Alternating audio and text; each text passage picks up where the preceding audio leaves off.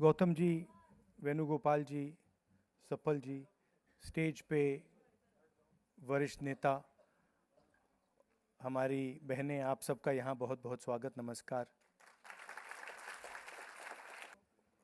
भाषण में एक और बात बोली कि हम अंबेडकर जी की याद करते हैं, हम फूले जी की याद करते हैं, गांधी जी की याद करते हैं, इंदिरा जी की याद करते हैं, सबकी याद करते हैं और उसकी जगह है।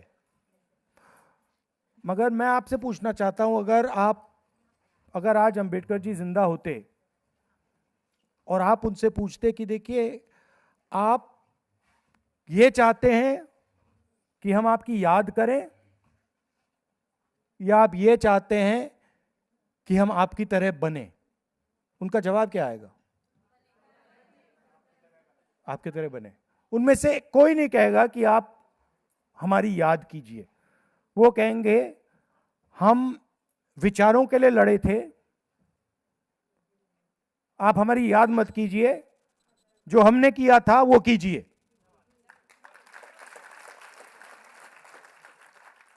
तो कभी कभी क्या होता है, हम याद करने में लग जाते हैं फुल टाइम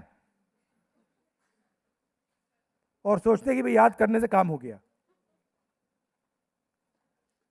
अंबेडकर जी ने, फूले जी ने डायरेक्शन दिया, उन्होंने पूरी जिंदगी डायरेक्शन दिया। अंबेडकर जी ये नहीं कह रहे थे कि मैं किसी इसकी याद करता हूं, उसकी याद करता हूं। कभी पढ़ा आपने अंबेडकर जी को कहते हुए कि मैं इनकी याद करता हूं, उनकी याद करता हूं? मैंने किताबें पढ़ी हैं, कभी नहीं बोलते थे। उनका क्लियर था कि भैया ये करना है। याद करना मतलब भविष्य, बीता हुआ समय। काम करना अभी। भविष्य में आप सपना देख रहे हो कि हमें टिकट मिलेगा, वो भविष्य है ना? बीता हुआ समय आप याद कर रहे हो सबकी। मेन चीज अभी क्या कर रही हो? अभी लड़ रही हो, अभी अपने आप को पॉलिटिकली डेवलप कर रही हो, अभी मुद्दों पर खड़ी हो। मेन बात यह है। और मुझे काफी अच्छा लग रहा है कि आपको यहां बुलाया गया है और आपका डिस्कशन हो रहा है। जरूर अगर महिला आरक्षण होगा, जो अभी ओपन क्वेश्चन है, क्योंकि मालूम नहीं आज होगा, कल होगा, 10 साल बाद होगा, ये मालूम नहीं, मगर अगर होगा तो आपके लिए जगह बनेगी। मगर आप ये मत सोचिए, देखिए, आप ये मत सोचिए कि जगह बनेगी तो मैं एमएलए बन जाऊंगी। जगह बनने से कुछ नहीं होता, क्योंकि एमएलए बनने के लिए आपके अंदर समझ होनी पड़ेगी, एक्सपीरियंस होना पड़ेगा। तो ये अब आपको टाइम है अपने आप को मजबूत करने का।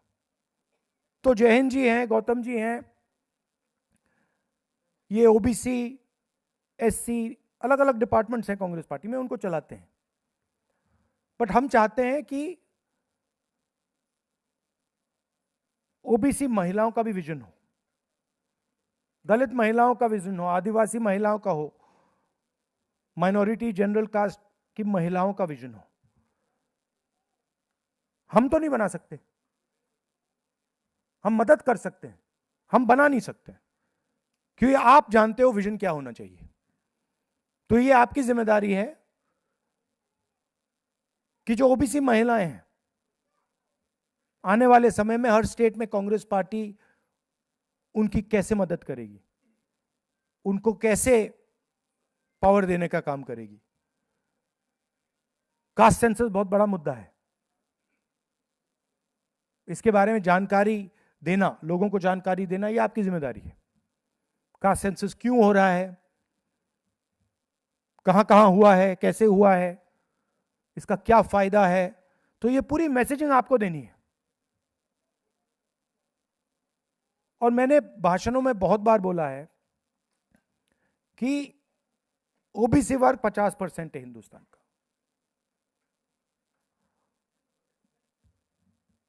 दलित तकरीबन 15%, आदिवासी तकरीबन 9-10%, और माइनॉरिटी 15-16%। आप किसी भी गवर्नमेंट सरकारी संस्था में देखो, इन सबको अगर आप जोड़ दोगे तकरीबन 90% हो जाता है। आप किसी भी संस्था में देखो, ब्यूरोक्रेसी देखो, जुडिशरी देखो, पावर स्ट्रक्चर को देखो, आपको 90% में से कोई नहीं मिलेगा, एक दो लोग मिलेंगे। मैंने उदाहरण भी दिए थे, आपने सुना होगा। और महिलाओं की तो मैंने बात ही नहीं की उसमें, क्योंकि अगर हम ओबीसी वर्ग की बात करें तो अगर थोड़ा सा ओबीसी वर्ग को मिलता है तो पुरुषों को मिलता है, महिलाओं को तो बिल्कुल जीरो है। तो आप तो बिल्कुल लाइन में पीछे खड़ी हैं ना। तो ये जो मुद्दे हैं ये आपको उठाने हैं। बीजेपी कहते हैं कि हम ओबीसी की मदद करते हैं। कहां मदद करते हैं? मतलब क्या दिया है ओबीसी को बीजेपी ने? आप एक बात बता दीजिए मुझे। कुछ नहीं किया। तो ये मैसेजिंग आपको करनी है और एक साथ आपको काम करना है। आप बढ़ जाएंगे तो फिर आप मांगती रह जाएंगी। अगर आप संगठित हो जाएंगी, एक साथ खड़ी हो जाएंगी, ऐसी जो मीटिंग की आपने, और एक साथ मिलकर आप डिमांड करोगे तो फिर बहुत मुश्किल हो जाएगा। कोई ना कोई जवाब तो देना ही पड़ेगा। तो इन चीजों पे आप फोकस कीजिए। मैं आज क्या कर रही हूं, ठीक है? रास्ता जरूर दिखाया है अंबेडकर जी ने, फूले जी ने, गांधी जी ने, सबने रास्ता दिखाया है, उसकी जगह है और रेस करना चाहिए। बट हमारी पूरी की पूरी पॉलिटिक्स वो नहीं हो सकती, क्योंकि अगर हमारी पूरी की पूरी पॉलिटिक्स वो है तो फिर अंबेडकर जी, फूले जी, गांधी जी वो नहीं चाहते कि आप बीते हुए समय की बात करो, समाज के खिलाफ जो हो रहा है उसको भूल जाओ, जो अत्याचार हो रहा है उसको भूल जाओ। तो प्रेजेंट पे फोकस होना चाहिए। अलग अलग स्टेट्स में अलग अलग इश्यूज हैं। तेलंगाना में हमने जाति जनगणना कर दिया तो वहां पे थोड़ा हम आगे निकल गए हैं। तो अलग अलग स्टेट्स में आपको पता लगाना है कि इश्यूज क्या हैं, और हर एज की महिलाओं, जो स्टूडेंट्स हैं वो क्या सोच रही हैं, उनके सामने क्या मुश्किलें हैं। तो अलग अलग अलग सेक्टर्स की महिलाओं के बारे में आपको मालूम होना चाहिए। और अब तो आपके पास ब्लैंक चेक है।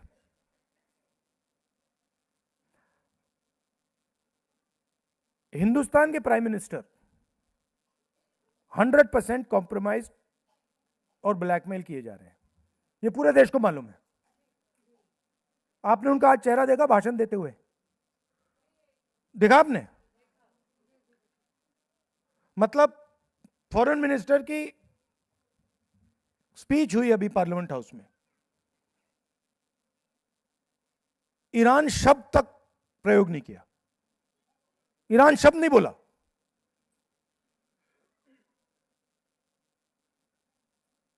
यूएस डील की, उसमें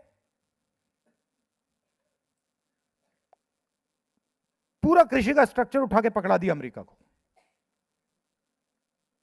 सोया, कपास, दाल, फल, सारा का सारा, अखरोट, बादाम, सारा का सारा अमेरिका को पकड़ा दिया। अब आप सोचिए, हमारे खेत जो हैं 2, 3, 4, 5 एकड़ के खेत होते हैं, उसमें मैकेनाइजेशन तो नहीं होता, उसमें मजदूर काम करते हैं। अमेरिका के खेत 500 एकड़, 1000 एकड़, 2000 एकड़, 5000 एकड़ के होते हैं, उसमें मशीनें चलती हैं। क्या हमारा जो किसान है अमेरिका के किसान का मुकाबला कर सकता है? नहीं कर सकता है।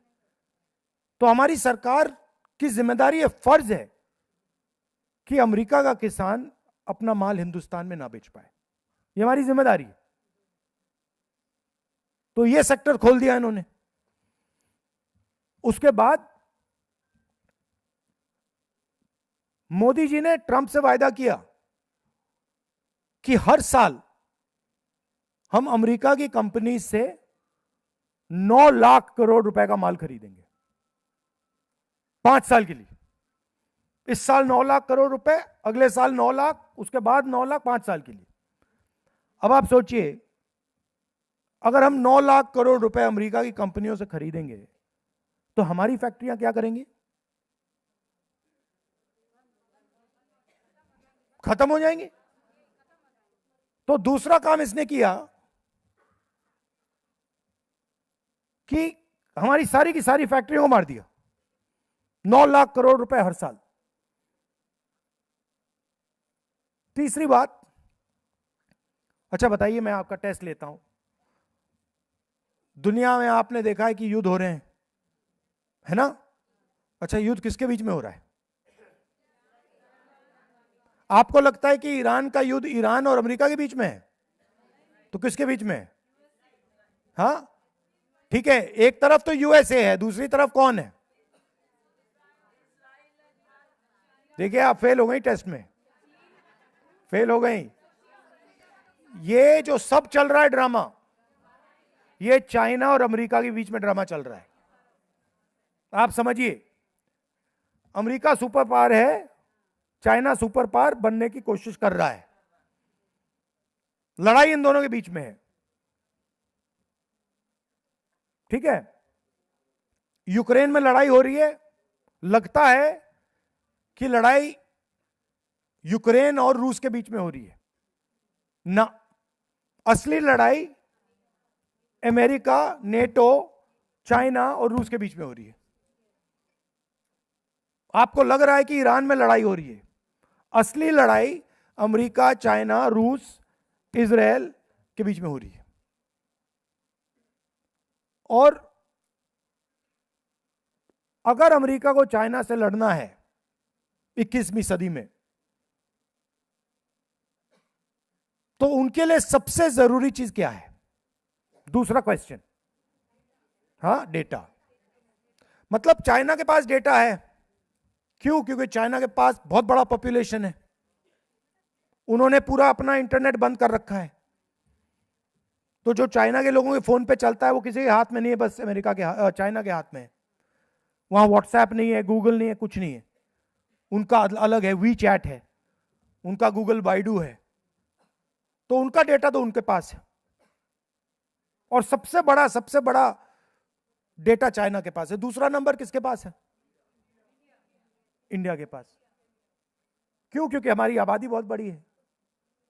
ये सब आप मैसेजेस जो भेजते हो, व्हाट्सएप चलाते हो, इंस्टाग्राम चलाते हो, गूगल सर्च करते हो, ये आजकल हथियार है, डेटा हथियार है। अगर ईरान में लड़ाई हो रही है, डेटा की लड़ाई हो रही है। उनके राष्ट्रपति ने मैसेज भेजा, पता लग गया। यही हुआ है।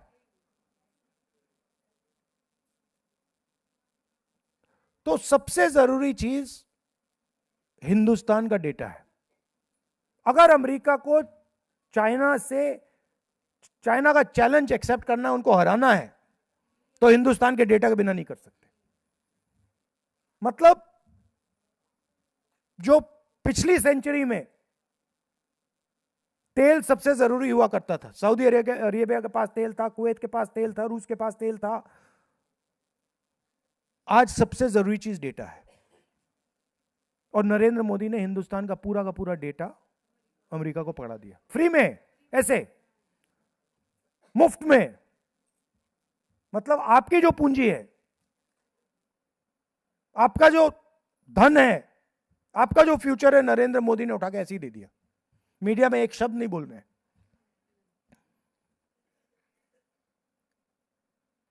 लोग कहते हैं एआई, सुना होगा आपने एआई, सुना? यहां पे अभी जो समिट हुआ था, सुना आपने? हाँ,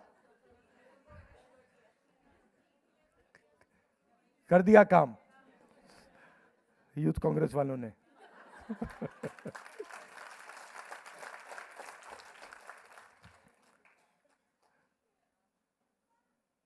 तो एआई की बात होती है, मैं आपसे पूछता हूं, जो पेट्रोल का इंजन होता है वो पेट्रोल के बिना चल सकता है क्या? नहीं चल सकता, उसका कोई मतलब नहीं है।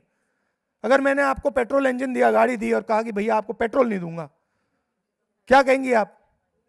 बेकार है, इसको उठा के फेंको, मुझे नहीं चाहिए। वही बात एआई के साथ है। एआई का पेट्रोल डेटा है। अगर आपको एआई चलाना है तो डेटा पे चलेगा, बिना डेटा के एआई का कोई मतलब ही नहीं है। सही बात ना? तो Modi ji AI AI AI बोल रहे हैं और पूरा का पूरा डेटा उनको पकड़ा दिया और देश का बेवकूफ बना रहे हैं। तो तीसरी बात इन्होंने ये की। चौथी बात, अमेरिका ने इनसे कहा कि देखिए, आप उन्हीं लोगों से तेल खरीदोगे जो हम कहेंगे। आप रूस से तेल नहीं खरीद सकते, आप ईरान से तेल नहीं खरीद सकते, हम बताएंगे आप किससे तेल खरीदोगे। मोदी जी ने साइन कर दिया, यस सर।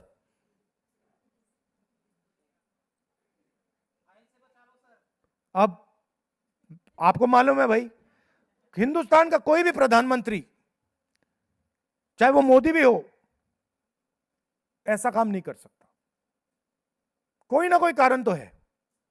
अच्छा, हमें मिला क्या यूएस डील में से? मिला क्या हमें? हमारे जो टैक्स, हमारा जो टैरिफ था वो बढ़ गया, बढ़ गया ना। यूएस ने हमें कोई कमिटमेंट नहीं दिया कि भैया हम आपका इतना माल खरीदेंगे। उल्टा उन्होंने बांग्लादेश से कहा कि भैया अगर आप हमारी रुई, हमारा कॉटन खरीदोगे तो हम आपको टैक्स से जीरो टैक्स करेंगे। तो हमारी टेक्सटाइल इंडस्ट्री भी उड़ा दी। और मोदी चूना बोले, बड़े बड़े लंबे भाषण यहां देता है, ट्रंप के सामने जाके बिल्कुल चुप हो जाता है ना? क्या क्या बोला? ये नाम नरेंद्र, काम सरेंडर। शाबाश, ये आप लोगों ने निकाला है, कमाल का नारा है। इसको मैं चलाऊंगा, पार्लियामेंट में भाषण में बोलूंगा, कहूंगा कि हमारी महिलाओं ने कहा है, नाम नाम नरेंद्र, काम सरेंडर। हाँ हाँ, तो ये कर दिया। अब क्यों किया? दो कारण है। ये मैं आपको इसलिए बोल रहा हूं कि जब आपके बीजेपी के लोग आपके सामने आते हैं, उनको ये आप बताओ सीधा मुंह पे। हम तो मतलब इनके मंत्रियों को बोल देता हूं मैं कि भैया आपका आदमी तो मतलब सरेंडर हो गया है। अच्छा, कोई जवाब नहीं देता मुझे, चुप हो जाते हैं बिल्कुल। अब मैंने बोल दिया तो देखना मोदी जी उनको बुलाएंगे, कहेंगे देखो उसको जवाब दो। आप देखना होगा। अभी मीटिंग होगी उनकी, मगर पार्लियामेंट हाउस में कोई जवाब नहीं दे रहा। अगर उनका कोई मंत्री आता है, सीधा उनके मुंह पे कह दोगे भैया आपका जो प्रधानमंत्री है वो तो सरेंडर हो गया, देश को बेच दिया उसने। चूं तक नहीं बोलते, वो चुप हो जाते हैं, भाग जाते हैं वहां से। तो आपको भी ये बीजेपी के कार्यकर्ताओं के साथ और आरएसएस के कार्यकर्ताओं से ये करना है कि आप अपने आप को देशभक्त कहते हो, आपका आदमी तो सरेंडर हो गया, कॉम्प्रोमाइज हो गया, ब्लैकमेल हो रहा है। क्यों हो रहा है? एप्स्टीन, उसमें अभी फाइल बंद पड़ी हुई है, 35 लाख फाइलें बंद पड़ी हुई हैं, 35 लाख रिलीज हुई हैं। उसमें हरदीपुरी रिलीज हुआ, अनिल अंबानी का नाम रिलीज हुआ। आपने इंटरेस्टिंग बात देखी, अनिल अंबानी पर केस चल रहे हैं मगर अरेस्ट नहीं हो रहा। वो पता क्यों नहीं? पूरा इंफॉर्मेशन उसके पास है, कहीं अरेस्ट कर दिया उसने, मुंह खोल दिया तो वहीं काम खत्म हो जाएगा उसका। तो बड़े टेंशन में है प्रधानमंत्री जी। क्योंकि एक साइड अनिल अंबानी है, दूसरी साइड हरदीप पुरी, तीसरी साइड एप्स्टीन, चौथी साइड ट्रंप, उधर नेतन्याहू, ये हो रहा है। और दूसरी साइड इन्होंने क्या किया बीजेपी वालों ने, कि अपना पूरा फाइनेंशियल जो नेटवर्क है वो पूरा का पूरा एक ही जगह लगा दिया इन्होंने, हाँ, अदानी। तो इनका जो भी बीजेपी का पूरा जो भी फंडिंग होती है, आप जानते हो, अदानी जी को ये देश बेचते हैं और फिर अदानी जी इनको पैसा देते हैं। तो हजारों कंपनियां छोटी छोटी, उसमें इन लोगों ने पैसा डाला, बीजेपी ने, नरेंद्र मोदी जी, इन सब ने। उधर केस हो गया अमेरिका में, क्रिमिनल केस अदानी जी पे। आपको मालूम है अदानी जी बाहर नहीं जा सकते, इंडिया से बाहर नहीं जा सकता वो। अगर वो अमेरिका गया उसको पकड़ लेंगे, जेल में डाल देंगे। मगर वो अदानी जी के पीछे नहीं पड़े हैं, वो धमका मोदी को रहे हैं कि अगर आपने हमारा काम नहीं किया तो ये आपका पूरा जो फाइनेंशियल ड्रामा है ये हम हिंदुस्तान की जनता को दिखा देंगे। और मैंने आपको अभी दो चीजें बताई हैं एक्चुअली 4-5 और। तो ये ड्रामा चल रहा है देश में, नहीं दिखाएगा वो। तो ये ड्रामा चल रहा है। अब आपके सामने बहुत बड़ा मौका है, आप फायदा उठाइए। और ये जो देखिए, मैं कांग्रेस पार्टी का नेता हूं, बट मैं चाहता हूं कि राजनीति में, कांग्रेस पार्टी में महिलाएं थोड़े ज्यादा आगे बढ़ें। तो मैं छुपाकर आपकी मदद करता रहता हूं, मगर मैं चाहता हूं कि आप थोड़ा ज्यादा अग्रेसिवली, आप थोड़ा अग्रेसिवली चलो, हाँ। और ये मांगना बंद करो, और प्यार से, मतलब गुस्से से नहीं, मार धाड़ करके नहीं, बट थोड़ा दबा के, मतलब छीनो। अब टाइम आ गया है, ठीक है। और पीछे नहीं हटना आपको, हाँ हाँ, मैं जानता हूं, हाँ, दबा के। और अनिल जैन जी को भी मतलब मैसेज दे दो कि भैया यहाँ पे मतलब बाकी सब ठीक है, मगर महिलाओं को पीछे नहीं जाना है, महिलाओं को आगे बढ़ाना है, ठीक है। Thank you.